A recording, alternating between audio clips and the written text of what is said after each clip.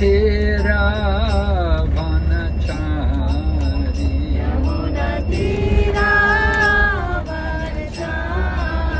Yamuna Tira Vanachari.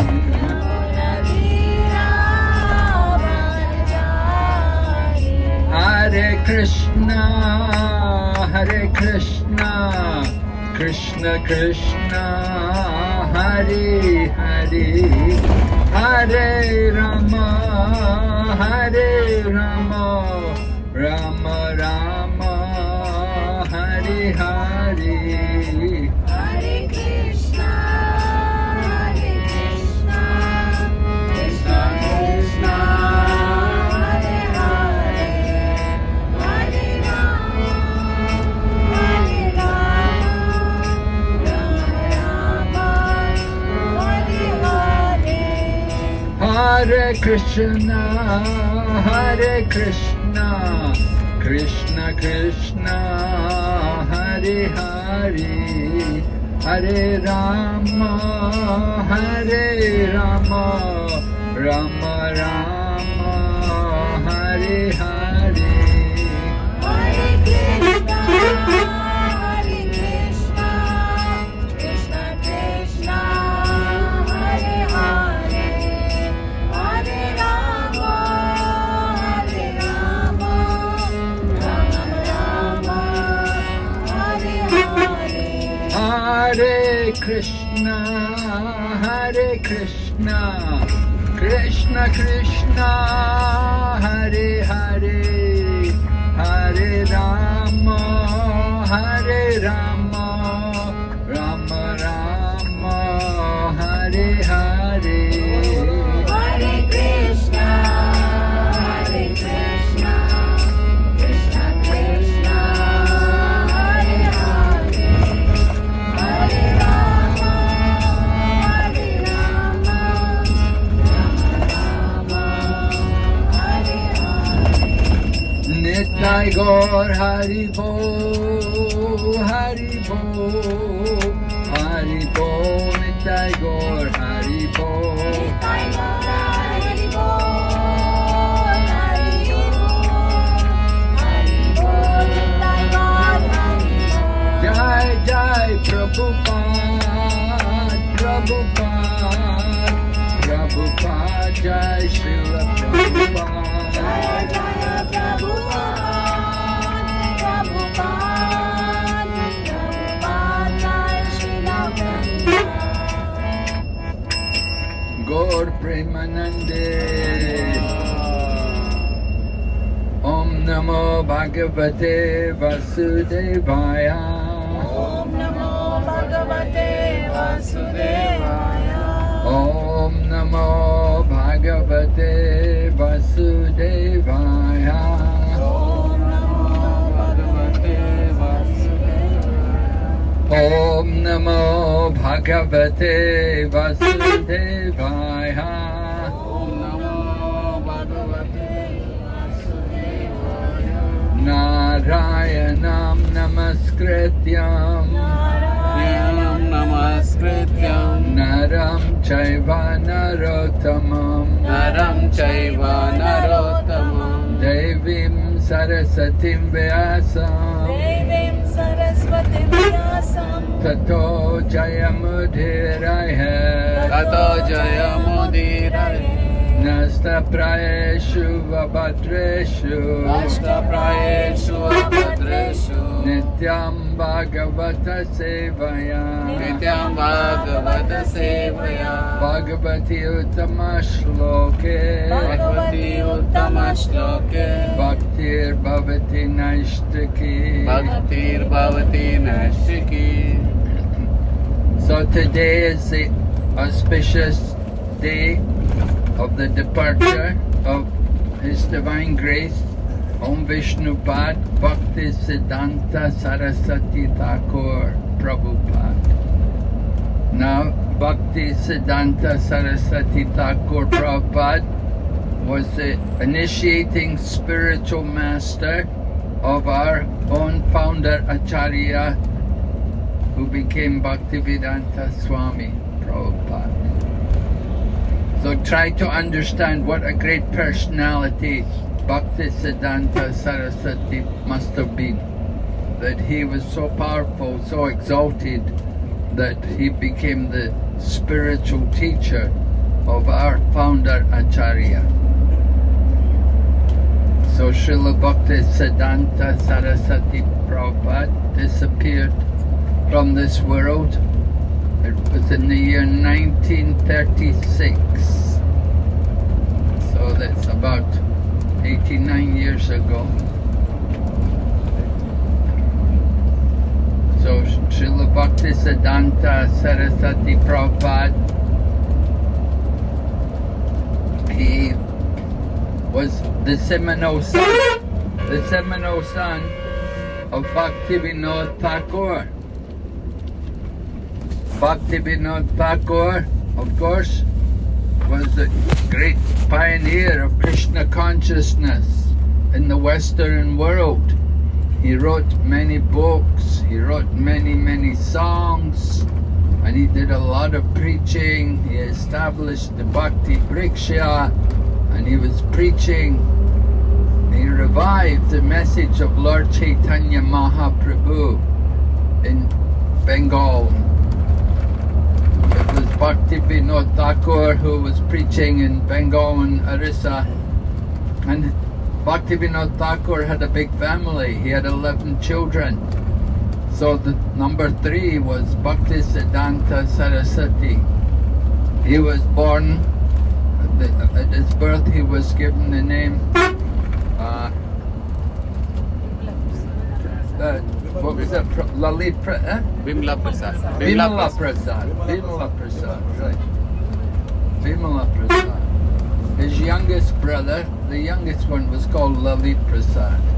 So he was called Bimala Prasad. And Bhaktisiddhanta Saraswati, he appeared in this world in Jagannath Puri. He appeared because at that time his father, Srila Bhaktivinoda Thakur, he was residing in Jagannath Puri. He was a magistrate and he was in charge of the Jagannath Puri temple. So he had a house there in Jagannath Puri on the main road going to the Gundicha temple. That place is now a temple. It's the temple of the Gaudiya Math. But it's actually the birthplace of Bhaktisiddhanta Saraswati. And it's said that when Bhaktisiddhanta Saraswati appeared in the world, that when he came from the womb of his mother, the umbilical cord from the mother was wrapped around his neck like a Brahmin thread. So that was considered a very auspicious sign to show that the child was a very good devotee. And then when the child was only a few months old, then at that time they were having Rathayatra, right? You can imagine now that December, so Rathayatra comes in June, May, June, July, depending on the calendar, somewhere around June. And so the child was about 6 months old, and the chariot came past their house on the way to the Gundicha temple, and the mother, his Bhaktisiddhanta Saraswati's mother, wife of Bhaktivinoda Thakur, brought the child out and placed the child at the feet of the deity of Lord Jagannath. And when the child was placed at the feet of the deity of Jagannath, at that time the garland fell off the deities onto the child. So this was another auspicious omen which showed us the child was very special child. Alright, in the Bhagavad Gita, Lord Krishna describes that when the mother and father are both devotees, then the children will be advanced yogis from the previous life. Bhagavad Gita describes If the yogi is very advanced but still not quite perfect, then he will take birth in the family of devotees. So Bhaktisiddhanta Saraswati was born in that kind of situation. His mother and father were both very good devotees. In Bhaktivinoda Thakur, you couldn't get a better father, to be your father. You could imagine. He was such a wonderful devotee. So Bhaktisiddhanta Saraswati was fortunate. He was born in that kind of family, and his father raised him up to be a good devotee. As a young child, his father taught him all the slokas of the Bhagavad Gita. And Bhaktivinoda Thakur he taught the child every sloka. Bhaktisiddhanta Saraswati could recite the whole Bhagavad Gita when he was just a child. And he could explain them also. And then another incident which happened, which showed how Bhaktisiddhanta Saraswati was a very great soul, was one day Bhaktivinoda Thakur brought some mangoes home. And Bhaktivinoda Thakur brought them to offer to the deity at home. But what happened was Bhaktisiddhanta Saraswati, as a young child, he took the mangoes and he began to eat them. And when Bhaktivinoda Thakur saw that he was eating the mangoes, he told him, he said, "Oh, you have taken the mango fruit. It's not yet offered." And he told him, he said, "This is an offense. You have taken the fruit before it was offered. I brought the fruit for the deity, and you have taken it without offering it to the deity. This is offense." So when Bhaktisiddhanta Saraswati heard this, although he was only a young child, he vowed that from now on, I will not take mangoes for the rest of my life. And throughout his whole life, he didn't take mangoes again. And whenever people would bring him mangoes, he would say, "Oh, I cannot take. I am an offender." So like that, he was very strict. He was very sense-controlled. As a young man, he went to college in Calcutta, and he formed a society for brahmacharis. He wanted to encourage other young men also to take vows of brahmacharya. And he had a whole society, and he had many members. Many people from the university joined him, and they were vowing brahmacharya. And there's a picture actually of them. I've seen a picture of all these young men who were with Bhaktisiddhanta Saraswati, and they'd all made the vow to practice brahmacharya life. Of course, later on, all the men got married except for Bhaktisiddhanta Saraswati. Bhaktisiddhanta Saraswati was the only one. He kept that vow throughout his whole life. He was a Naistika brahmachari. But the other men, other people who joined in his society, they all entered into family life.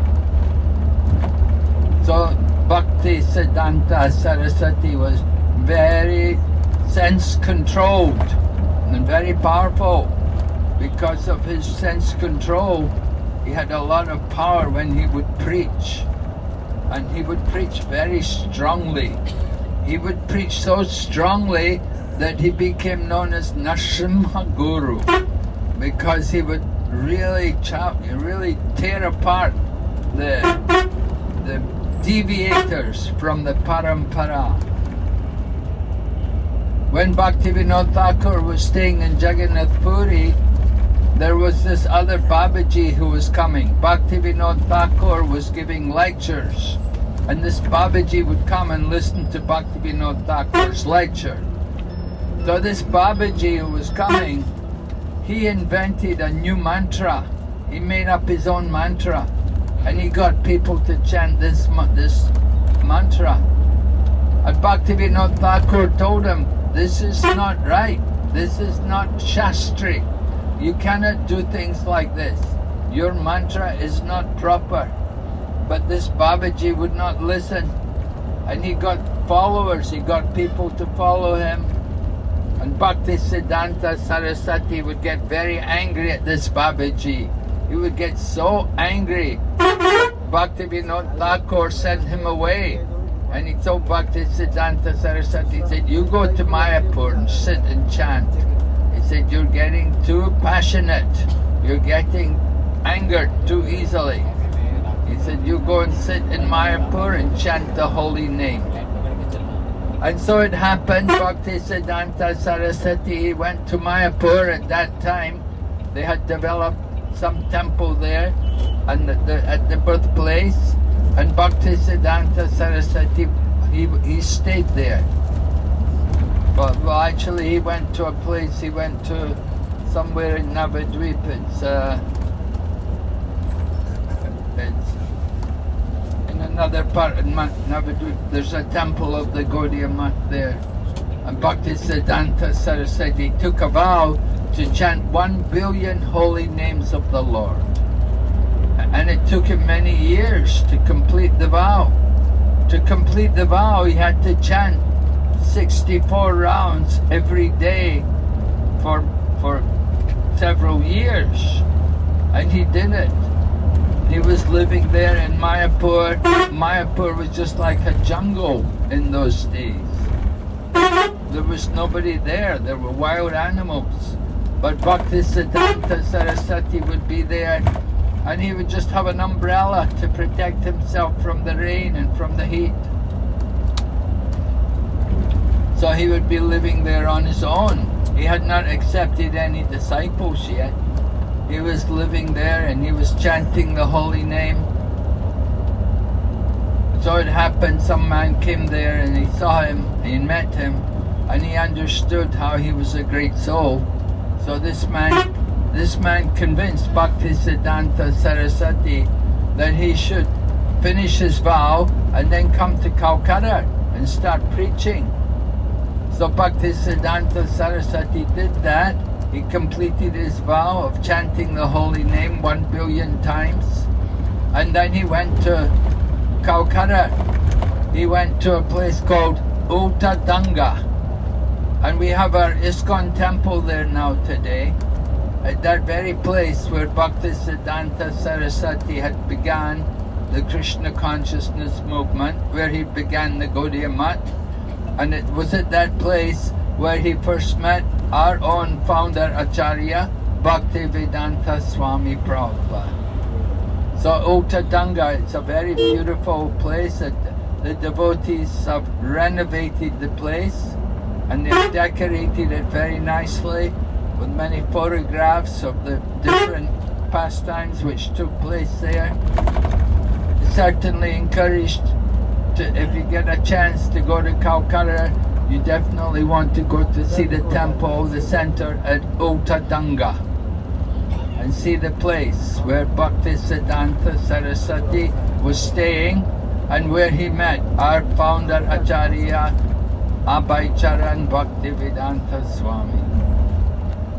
So Bhaktisiddhanta Saraswati was staying at Uttadanga, and it happened one day, our founder Acharya, Srila Prabhupada, Abhaycharan Day at that time, he came there, and actually what happened, his friend had told him, there's a great sadhu come, you should come and meet him.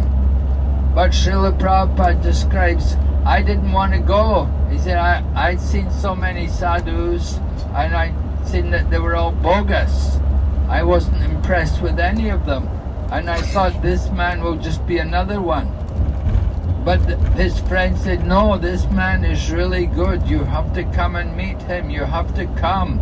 And he forced our own Srila Prabhupada to come. And he went there and he met Bhaktisiddhanta Saraswati. And as soon as he walked in the room, immediately Bhaktisiddhanta Saraswati saw them and he addressed them. And he said, you're a nice young man.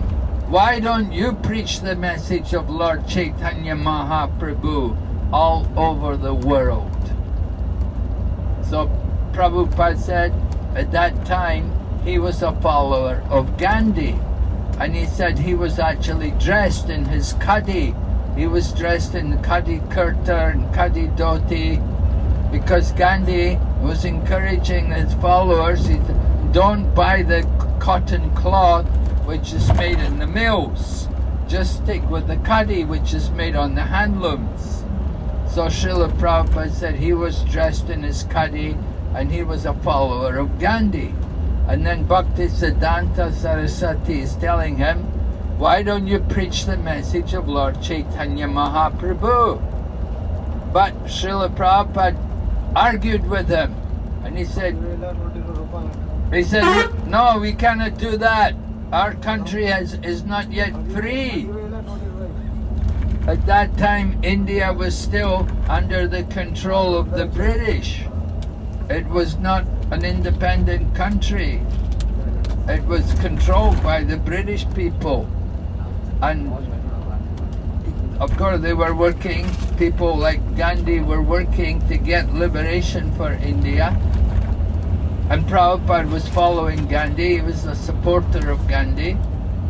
And he told Bhaktisiddhanta, first our country has to get free. We have to get free from the British rule.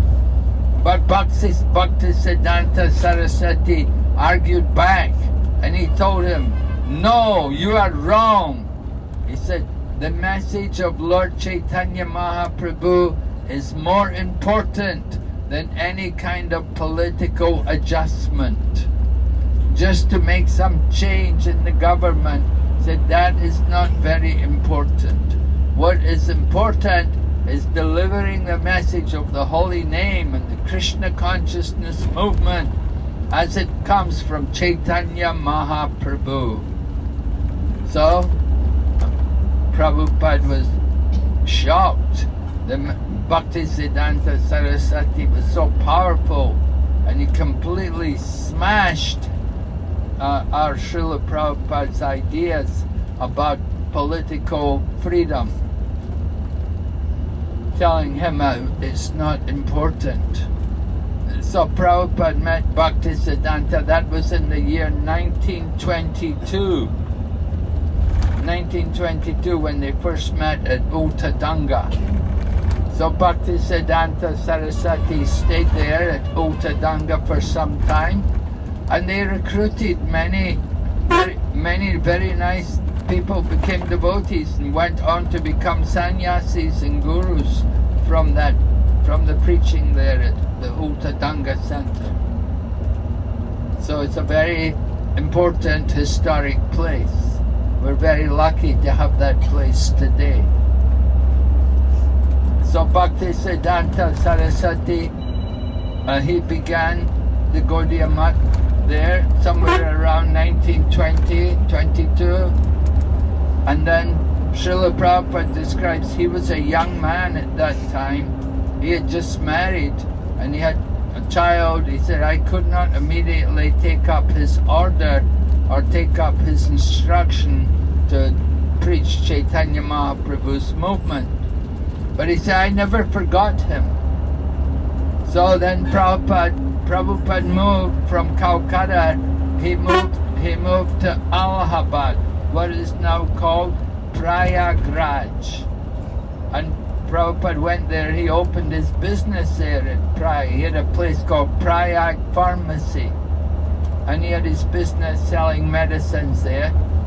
And it happened one day, some sadhus came to visit his shop, and they came in saffron cloth, and they told them they were from the Gaudiya Math. And they said that Guru Maharaj had begun this society. And then when they showed the pictures of their Guru Maharaj, then Prabhupada recognized that. He said, oh, I met him. He said, I met him years ago in Calcutta. And so Prabhupada was impressed. And he began to take an interest in the Gaudiya Math. And he had learned many things. Prabhupada said he had learned many things from his father. Things like playing the Mridanga and Sanskrit he knew, and deity worship he'd done also at home. But one thing he learned from his Guru Maharaj, which his own father never taught him, was printing books. The importance of printing Shastric material. So Bhaktisiddhanta Sarasvati Prabhupada was very fond of printing books. And whenever he would get a building, the first thing he would do is get a printing press. And he'd use the printing press to print material. He would write articles, and he would have different devotees also write. And they even began to publish a daily newspaper. So people were surprised that, oh, every day a newspaper, every day you have a newspaper. And Bhaktisiddhanta Saraswati told them, he said, the material world is only 1/4 compared to the spiritual world. He said the news of the spiritual world is so much greater. In the material world, a little place like Calcutta every day has 3 or 4 daily newspapers, and they're just giving the news. They're just giving the news of Calcutta, but we're printing the news of the spiritual world. So he said, Bhaktisiddhanta argued, he said, we could have a newspaper every second, but because there's unlimited news coming from the spiritual world. But he said, there's no customers. This is the problem. Anyway, Bhaktisiddhanta Saraswati, he liked very much to print books, and he liked very much to devotees to go out and distribute them also. And he would have the devotees staying in the ashram, they would go out and distribute the books. And if they could distribute even a newspaper and just collect a few paisa, Bhaktisiddhanta Saraswati would congratulate them and say, very good, you've done very well. So Bhaktisiddhanta Saraswati Prabhupada, he liked very much for the devotees to do preaching work. Sometimes he would come to the temple and he would check how much money the temple has got. And when he saw if the temple had money in the bank, then he would use it to put on a big festival and help make a big pandal. And they would do an exhibition with dioramas, make dioramas of Chaitanya Mahaprabhu's pastimes. He would spend all the money to do all these things, to put on a big festival and give prasadam for everyone. And the devotees would get a bit upset and they'd say, Guru Maharaj, you're spending all the money, there'll be no money.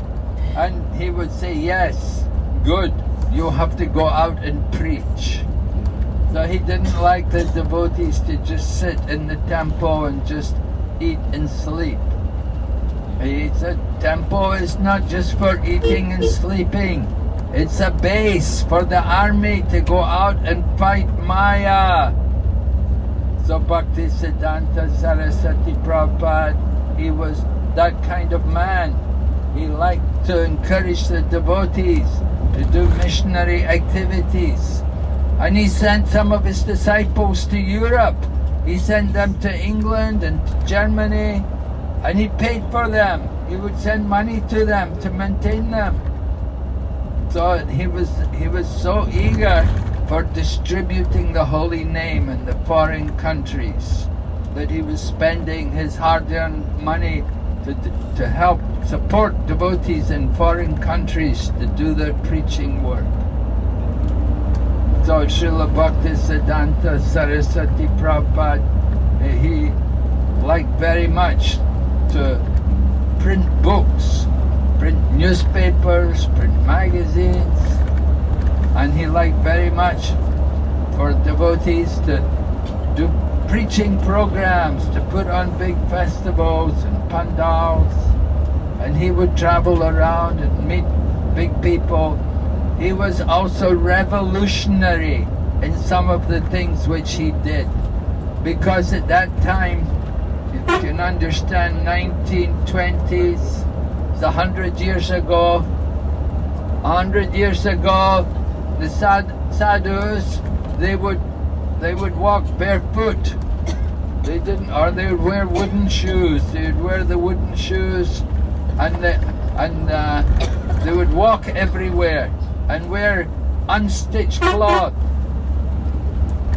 But Bhaktisiddhanta Saraswati, he was revolutionary, and he supported his actions based on the teaching of Rupa Goswami, because Rupa Goswami has said,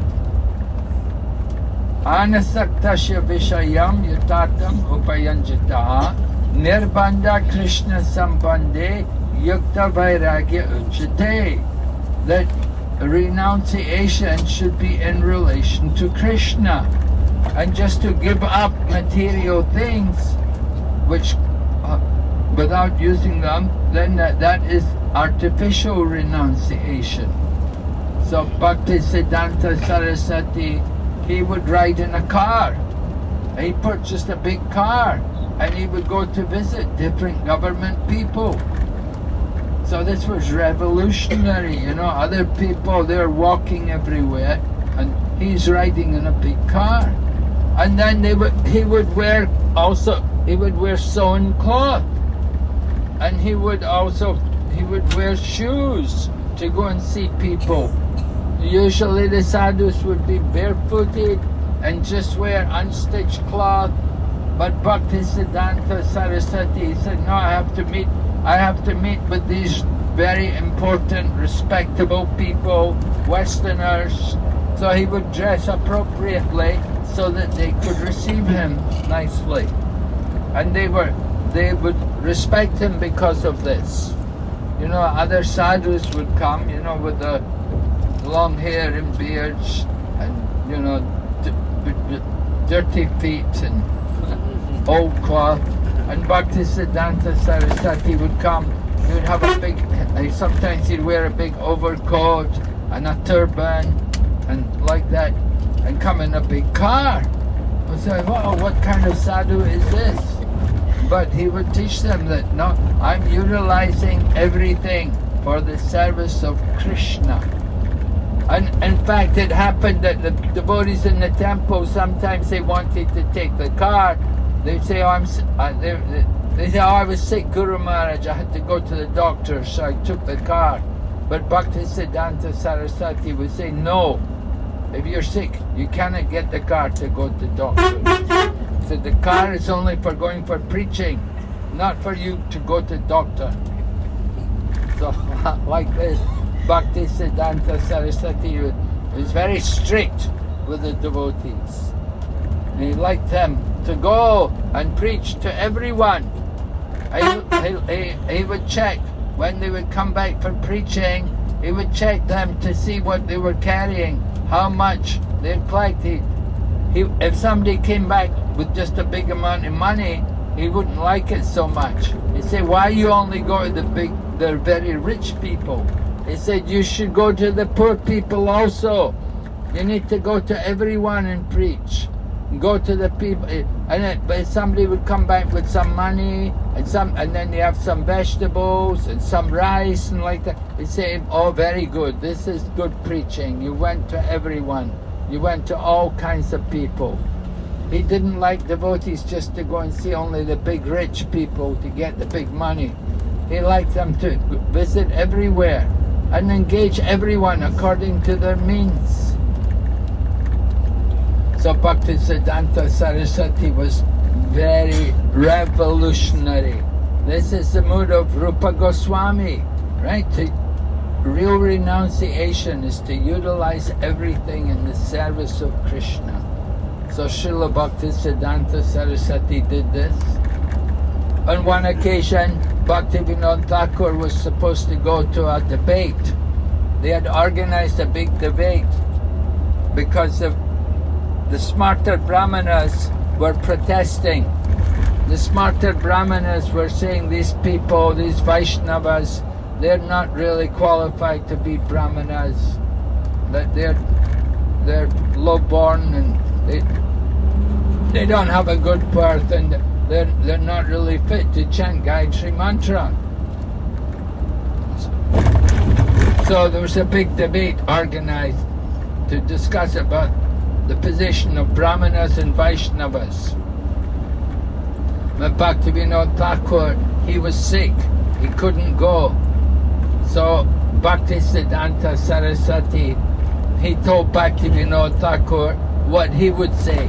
And when Bhaktivinoda Thakur heard, then he told Bhaktisiddhanta Saraswati, he said, very good. He said, you go on my behalf and you speak. So Bhaktisiddhanta Saraswati went there, and in the beginning he started off praising the Brahmanas, how the Brahmanas are very dear to Lord Krishna and everything. But then he went on to explain more about the Vaishnavas and how the Vaishnavas are more exalted than the Brahmanas. And he completely defeated the Brahmanas. And everybody understood the position of the Vaishnavas to be higher than the Brahmanas. So Bhaktisiddhanta Saraswati,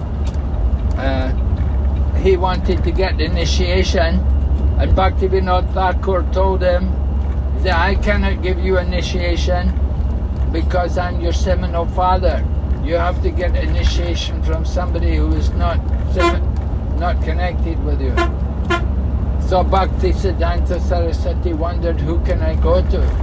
And Bhaktivinoda Thakur said, you can go to this man, Gaur Kishore Das Babaji. He said, he's a good man, he's qualified. But the thing was, Gaur Kishore Das Babaji, he was illiterate. He could not write, hardly had any education, but he was a very, very renounced and very advanced personality. And Bhaktivinoda Thakur knew this. The problem is Bhaktisiddhanta Saraswati, he was a very, very educated, very well-read man, expert in different languages and very literate, studied so many shastra and could quote so many verses. So Bhaktivinoda Thakur was telling the Bhaktisiddhanta, he said, you should get initiation from him. So Bhaktisiddhanta Saraswati went to Gaur Kishore Das Babaji Maharaj and asked him, please, can I get initiation from you? But Gaur Kishore Das Babaji looked at him and said, oh, come on. He said, I'm an illiterate person, I'm very low-born. You're born in a very aristocratic family, you're very educated and learned. He said, how can I become your guru? But Bhaktisiddhanta Saraswati begged him, no, I want you to be my guru. There's nobody else. I need you, I need your mercy. Please give me your mercy. So Gaur Kishore told him, he said, well, I will ask Krishna, I will let you know. And so like that went on for some time. And then they met again, and then Bhaktisiddhanta Saraswati asked them, did you ask Krishna? What did he say? He said, oh, I didn't ask him, I forgot to ask him. I'll ask him next time. And then again he met him, and then he, did you talk to the Lord? Did you ask him about my initiation? And Gaur Kishore Das Babaji said, well, the Lord did not answer, he didn't give me a reply. So then Bhaktisiddhanta Saraswati said, look, if I cannot get initiation, then I'm ready to give up my life. My life has no meaning without the connection. I need the initiation. If without this connection, my life has no meaning. I will give up my life. I'll commit suicide. So then, when Gaur Kishore Das Babaji heard like this from Bhaktisiddhanta, then he said, he understood his determination. So he said, all right, then we will try to arrange it. And so he gave him initiation, and he gave him the name, they gave him the name, what is the name? It's the name of Radharani, right? No, Sri Varshabhani Devi Dayitaya. Like that, gave him a name of Radharani, Sri Varshabhani Devi Dayitaya. And initiation. So he got his initiation from Gorkishore Das Babaji. But after some time, Gorkishore Das Babaji left the world, and Bhaktivinoda Thakur left the world, and Bhaktisiddhanta Saraswati was alone, and he trying to push on the mission of Chaitanya Mahaprabhu. So he decided he wants to take sannyas. So how to take sannyas? So what he did was he went into the altar and he closed the curtains. And after he closed the curtains, then his spiritual master appeared to him. Gorkishore Das Babaji Maharaj appeared to him and gave him sannyas. Although Gorkishore Das Babaji had physically departed from the world, he appeared to him for the purpose of his sannyas initiation and initiated him as a sannyasi. So then, Bimal Prasad, he became Bhaktisiddhanta Saraswati Goswami Maharaj, and he was preaching. He is the first Gaudiya Vaishnava sannyasi in the modern times, and he was preaching everywhere and encouraging the devotees in their missionary work. Bhaktivinoda Thakur, he had been preaching in the villages, going to village and having Namhata program. But now Bhaktisiddhanta Saraswati, he started to preach not only in the villages, he went also into the towns and cities and had programs there. Like he went to Calcutta, and then he had temple also in Mumbai and Chennai and these places. You can see Gaudiya Math there in these different places. So he preached all over India, and he sent people to Europe. Although they didn't get really much success in Europe, but he tried, they made the attempt. So then Bhaktisiddhanta Saraswati is preaching like that. And after Bhaktisiddhanta Saraswati Prabhupada, then our own Srila Prabhupada came along, and he preached Krishna consciousness all over the world. So like that, this is how Chaitanya Mahaprabhu's mission has been spreading. Bhaktisiddhanta Saraswati, of course, gave a lot of important instructions to our Srila Prabhupada.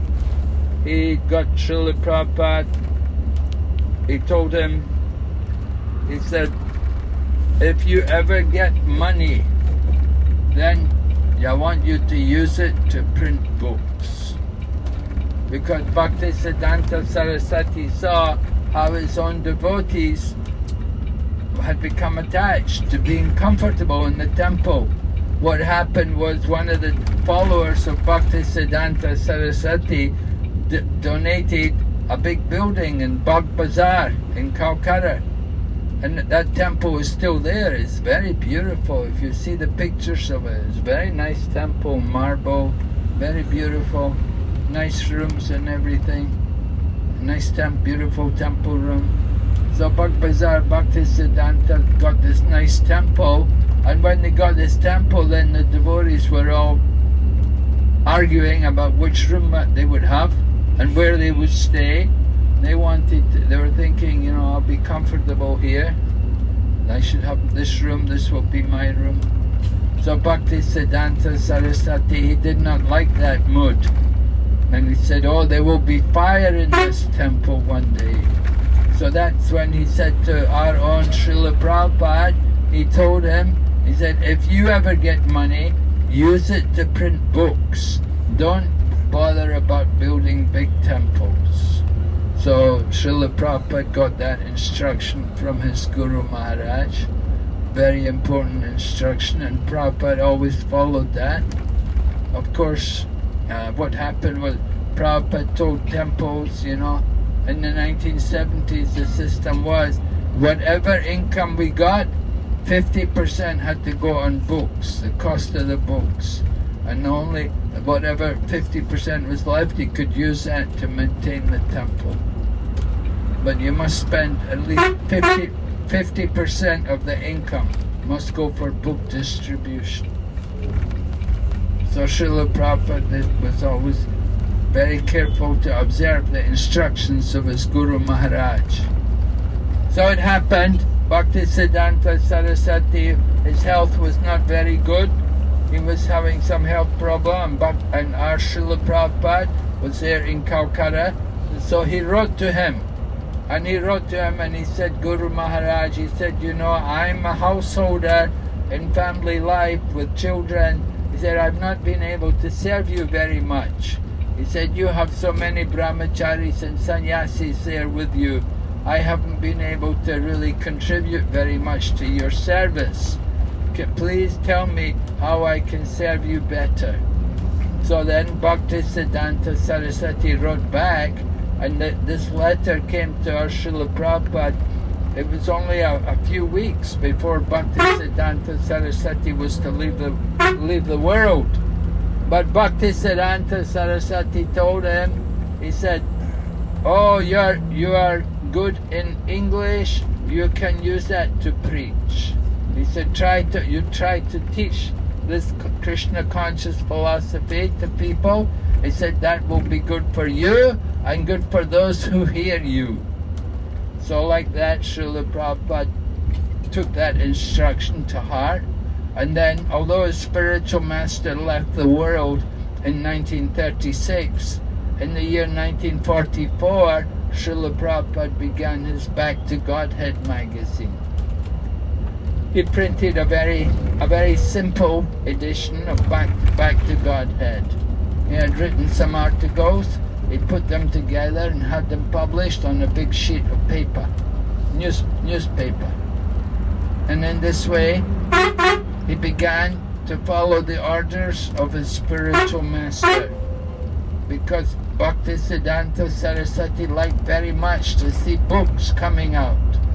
So Prabhupada began the Back to Godhead magazine, and he was publishing his newspaper, and he was trying to get subscriptions. And then somebody said to him, they said, you know, why don't you publish a book? Why don't you write a book? He said, you're giving us this newspaper. The newspaper will go missing. It will get lost or get damaged. Better if you write books. Then we can keep the book. And Prabhupada thought, this is very good idea. He thought, Krishna is telling me, Krishna is instructing me. So then Prabhupada began to write books, and he began to write Srimad Bhagavatam. And of course, whenever a new volume would come out, then Prabhupada would remember his Guru Maharaj, and he would tell us how his Guru Maharaj was very pleased whenever a new book would come out. So like that, Srila Bhaktisiddhanta Saraswati disappeared in Calcutta at that Bhaktisiddhanta temple. He left the body there, and then the devotees brought his divine body out to Mayapur, and they placed his body in Samadhi there at the Chaitanya Mat temple there near the Yoga Peak. So the Samadhi of Bhaktisiddhanta Saraswati is there in Mayapur. So must have been a big festival there today. All right. Any questions? Anybody? Anything more? Anybody wants to know about Bhaktisiddhanta Saraswati Prabhupada? Well, everybody's asleep. Good to put you to sleep, huh? Question? Mataji has a question. Yeah? Yes, Mataji. Mataji, question. Do you want the mic? Mic will not go there.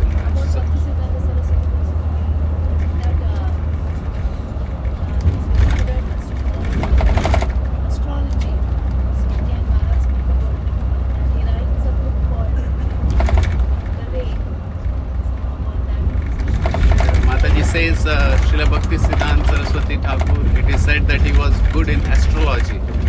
Can you something, and he wrote some the ray of Vishnu, I guess. Yeah, but Srila Bhaktisiddhanta Saraswati, as a young man, he was expert in astrology, and he translated a book on astrology called the Surya Siddhanta. And so when that book came out, the people at the Calcutta University were so impressed that they invited Bhaktisiddhanta Saraswati to become the professor of astrology there at the Calcutta University. But Bhaktisiddhanta Saraswati refused. He said, no, I'm not interested in mundane education. He said, this is mundane education. He said, we're interested in delivering the message of Chaitanya Mahaprabhu. We don't want just only some astrologers. We want to make pure devotees to deliver the message of Mahaprabhu. So, yes, Bhaktisiddhanta knew astrology. Vishwanath Chakrabarti Thakur also, he was also an astrologer, expert astrologer. So they used these things only in relation to devotional service, to understand, for example, the auspicious time of the birth of Lord Krishna and Chaitanya Mahaprabhu. They can see at the time of the birth of the Lord how the planets are all in very, very special, auspicious positions, indicating that nobody else but the Supreme Lord could actually appear at that particular time. So astrology, like that, it's a branch of the Vedic culture, but you know, it's not our highest business.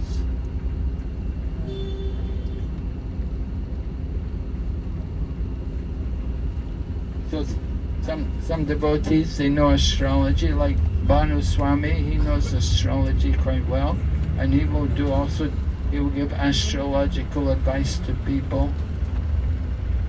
And so you can get some good advice about these things from astrology. You do the birth chart. At the time of the birth of the child, you can see the position of the different planets. You can understand the nature of the person. From the birth chart, you can understand the qualities of the person. So for material things like marriage and education, it can be useful. You can understand what kind of work a person should do. You can understand also about health. When Prabhupada was sick, Prabhupada would sometimes have the astrologer come and ask the what does the astrologer say? But Prabhupada would always laugh after when he heard what the astrologer would say. He would say, our real business is to chant Hare Krishna. Chanting Hare Krishna is the real medicine. He said, not just buying some ring with a special stone or doing some yajna. The real business, the real chanting the holy name. He said, that can deliver us. Okay? Any other question?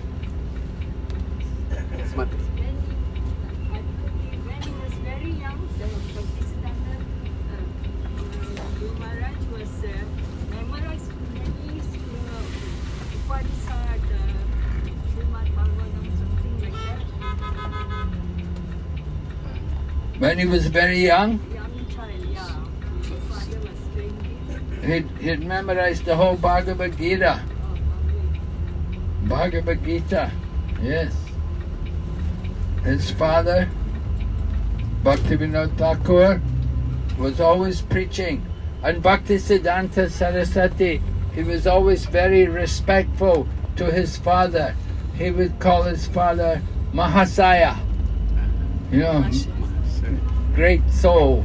He would respect him. He wouldn't just say father, he'd say Mahasaya. and call him like that.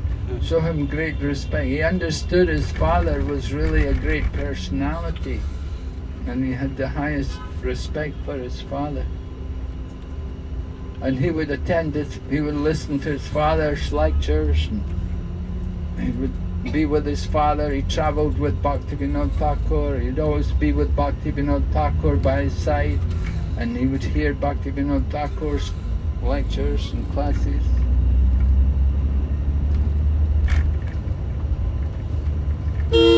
One time Bhaktisiddhanta Saraswati read this one book, and it was all about intimate pastimes between Radha and Krishna, and he liked the book very much.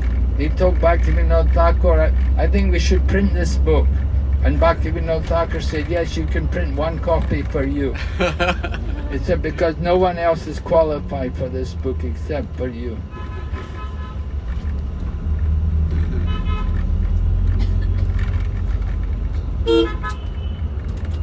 Are there any Vaishnava bhajans by Bhaktisiddhanta Maharaj? Yeah, there's a parampara. There's a parampara. It's like a song, like a bhajan. Has the names of all the parampara. That was written by Bhaktisiddhanta Saraswati.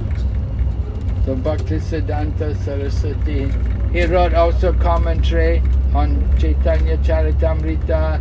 He wrote commentaries on Nectar of Instruction. He completed, Bhaktivinoda Thakur had begun it, Bhaktisiddhanta Saraswati completed it.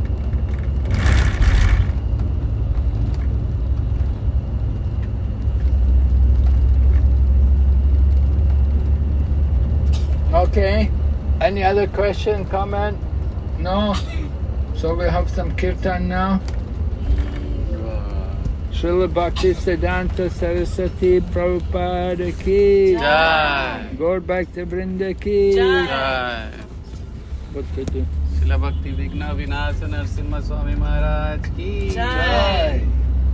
Gaur Srila Bhaktisiddhanta Saraswati Prabhupada ki Gaur Bhakta Vrinda ki.